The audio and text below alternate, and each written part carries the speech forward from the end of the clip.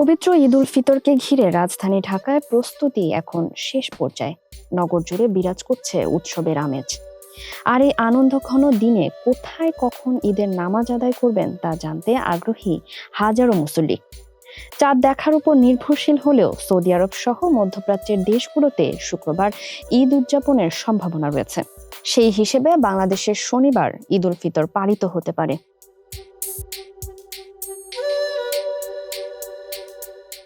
রাজধানীর সবচেয়ে বড় ঈদ জামাত অনুষ্ঠিত হবে জাতীয় ঈদগাহ। হাইকোর্ট প্রাঙ্গণে অবস্থিত ঈদগাহে সকাল 8:30টায় প্রধান জামাত অনুষ্ঠিত হবে। এতে রাষ্ট্রপতি, প্রধানমন্ত্রী সহ দেশের গুরুত্বপূর্ণ ব্যক্তিবর্গ অংশ নেবেন।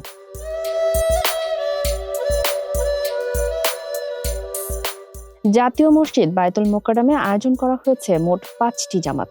প্রথম জামাত সকাল 7টায়, এরপর সকাল 8টা, 9টা, 10টা এবং সর্বশেষ জামাত সকাল 10টা 45 অনুষ্ঠিত হবে।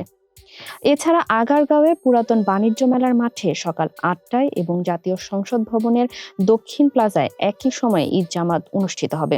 সংসদ ভবন প্রাঙ্গণে নারীদের জন্য আলাদা নামাজের ব্যবস্থাও রাখা হয়েছে।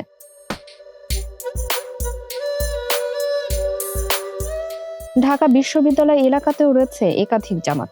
কেন্দ্রীয় মসজিদে সকাল 8টা ও 9টায় 2টি জামাত অনুষ্ঠিত হবে। পাশাপাশি বিভিন্ন হলের মসজিদ ও মাঠেও সকাল 8টায় নামাজ আদায়ের ব্যবস্থা রাখা হয়েছে। পুরান ঢাকার গেন্ডারিয়া, লক্ষ্মীবাজার, মুগদা ও জুরাইন সহ বিভিন্ন এলাকায় সকাল 7টা থেকে 8:30টার মধ্যে স্থানীয় উদ্যোগে জামাত অনুষ্ঠিত হবে। অন্যদিকে বসুন্ধরা আবাসিক এলাকায় সকাল 6:30 থেকে সকাল 9:30 অবধি ধারাবাহিকভাবে 17টি জামাতের আয়োজন করা হয়েছে।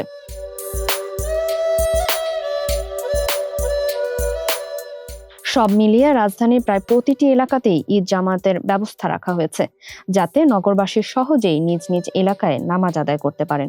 তাই বের হওয়ার আগে সময় স্থান জেনে নিন, নিরাপদে ঈদ উদযাপন করুন। ফারিহা আহমেদ, মানবকণ্ঠ।